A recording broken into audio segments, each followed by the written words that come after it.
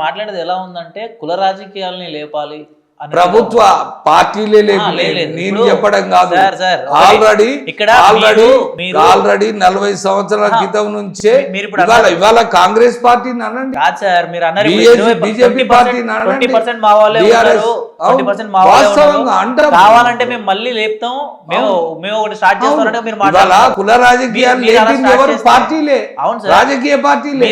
మరి లేపినప్పుడు మా కులాన్ని కాపాడాలి. కులంలో ఎవరికి ఒక్క సీట్ కూడా ఇవ్వలేదా? అంటే చెప్పాడు కరెక్ట్. మీరు ఇప్పుడు కరెక్ట్ చెప్పారు. చెప్పండి, ఒక్క సీట్ కూడా ఇవ్వలేదా? 2018లో కాంగ్రెస్ పార్టీ ఒక్క టికెట్ ఇచ్చింది. మేమేం చేయాలి చెప్పండి? గెలవండి సార్. ఒక్క టికెట్ ఎందుకండి? అవును సార్, ఇప్పుడు మాకు ఒక్క టికెట్ ఒకటి సార్, మీకు ఒకటి ఇచ్చారు అంటే అవును.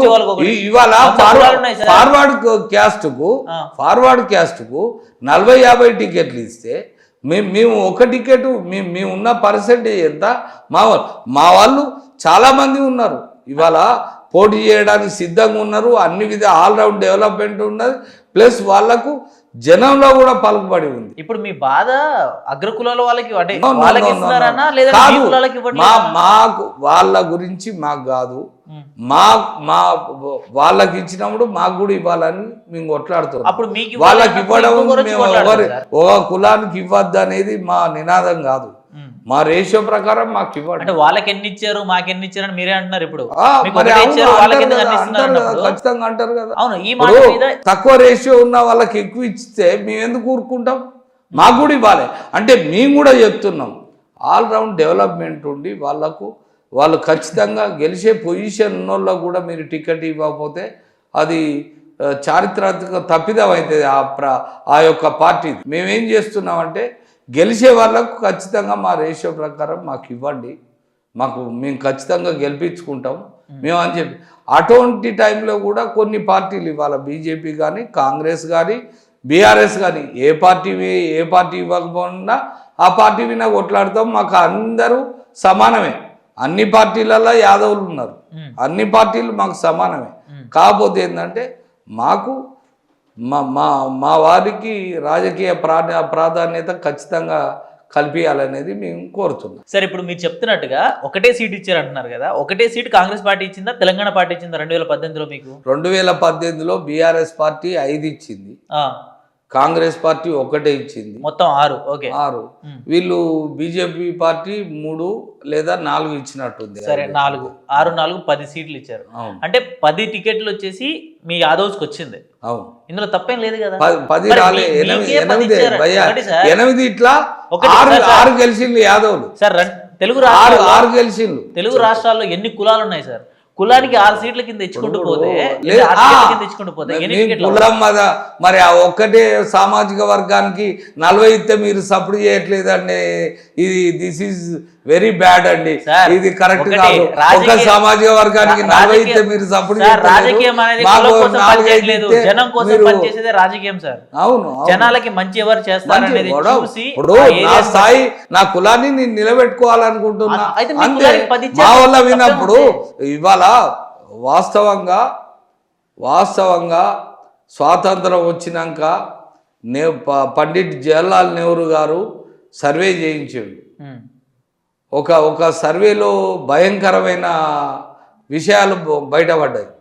తెలంగాణ అంటే ఉమ్మడి ఆంధ్రప్రదేశ్ కాదు, తెలంగాణ, కర్ణాటక, మహారాష్ట్ర, ఈ 3 రాష్ట్రాలలో యాదవులు అత్యంత వెనుకబడి చదువులో కానీ ఉద్యోగాలలో కానీ రాజకీయం కానీ అత్యంత వెనుకబడిపోయినామనే కాకా కలెక్టర్ అనే కమిషన్ వేస్తే అత్యంత వెనుకబడ్డ ఒక నివేదిక వచ్చింది. ఇది మనమేదో వెంకట్ గారు మేమేదో సృష్టించింది కాదు, అత్యంత అంటే ఎస్సీ ఎస్టీల కంటే. అటువంటి పరిస్థితుల్లో 1950లో ఆ కమిషన్ వేస్తే 55లో దాన్ని అప్పుడు ఇంప్లిమెంటేషన్ చేసింది నెహ్రూ గారు ప్రభుత్వం. తెలంగాణ, కర్ణాటక, మహారాష్ట్రాల్లో యాదవులకు ఆ 1955లో ఒకటి ఎస్ఎన్టీ రిజర్వేషన్ అని తీసుకొచ్చింది. అంటే సెమీ నొమాడిక్ ట్రైబ్స్, అంటే అర్ధ సంచార జాతులు. అంటే ఏంటంటే గొర్రెలను కొట్టుకొని మన్యం పోయి 6 నెలలు అక్కడ అడవులలో ఉంటారు, 6 నెలలు ఇటు ఉంటారు. కాబట్టి వీళ్ళు చదువులో, సంస్కృతిలో, అదేవిధంగా ఆర్థికంగా, అదే రాజకీయ, ఇప్పుడు డైలీ నైట్ కాగానే గొర్రెలను పట్టుకొని పోతాడు, మళ్ళా నైట్ వస్తారు. వాళ్ళకి రాజకీయాలు ఏం తెలుస్తాయి, చదువు ఏం చేస్తాయి? చెప్పేది వినండి, నేను చెప్పేది వినండి. ఇప్పుడు ఎందుకంటే నేను పోరాటం చేసేదంటే సత్యం ఉంది, నేను అందుకే చెప్తున్నా. అంటే అంటే ఇవాళ రిపోర్ట్స్ కూడా తప్పంటే ఇవాళ కాకా కలేకర్ ఇవాళ పెద్ద ఎత్తున నేషనల్ వైడ్గా చేసిన సర్వేలో యాదవులు అత్యంత వెనుకబడి ఉన్నారని, semi nomadic tribes SNT reservation అని 10% విద్యలో, ఉద్యోగస్థాల్లో ఇప్పటికి కూడా ఉన్నారు. ఏది ఆదిలాబాద్లో ఇప్పటికి కూడా ఇంకా 2 సంవత్సరాలు అయితే వాళ్ళు రిటైర్డ్కి ఉన్నారు. ఎస్ఎన్టీ రిజర్వేషన్ మీద జాబ్ చేసేవాళ్ళు. కాదు సార్, ఇప్పుడు సర్వే చేస్తే యాదవ్స్ వెనకాల పడి ఉన్నారంటారా సార్ మీరు? ఇంకా అంటే ఒక సిటీని, ఒక గ్రేటర్ హైదరాబాద్, ఒక విజయవాడనో, ఒక గుంటూరునో, ఒక వైజాగ్నో మీరు ప్రామాణికంగా తీసుకోవాలి. దయచేసి మీరు ఇప్పటికీ చూడండి, కూలికి పోయే వాళ్ళు, గొర్రెలు కాసుకునేటోళ్ళు దాదాపు 70% ఉన్నారు. 70 నుండి 75% ఉన్నారు. చాలా మంది ఉన్నారు, అన్ని కులాల వాళ్ళు ఉన్నారు సార్, అన్ని కులాలలో ఉన్నారు. మా దాంట్లో మాత్రం చదువుకోని వాళ్ళు ఎక్కువ ఉన్నారు. ఇవాళ ఎస్సీ ఎస్టీ జాతి కంటే కూడా మా దాంట్లో చదువుకోని వాళ్ళ సంఖ్య గ్రామీణ ప్రాంతాలలో గొర్రెలకు పోయి వాళ్ళు చదువుకోలేని పరిస్థితి. ఇప్పుడు మేము గైడ్ చేస్తున్నాం.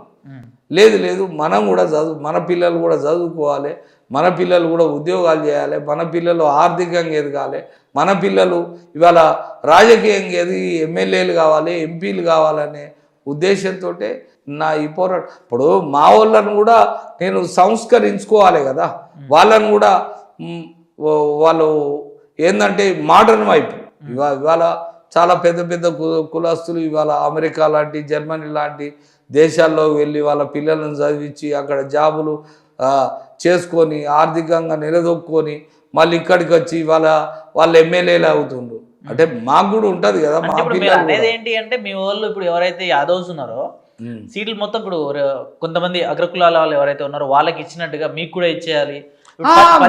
మాకు అంత అత్యాశ ఏం లేదు. 2018 వెంకట్ గారు, మాకు అంత అత్యాశ ఏం లేదు.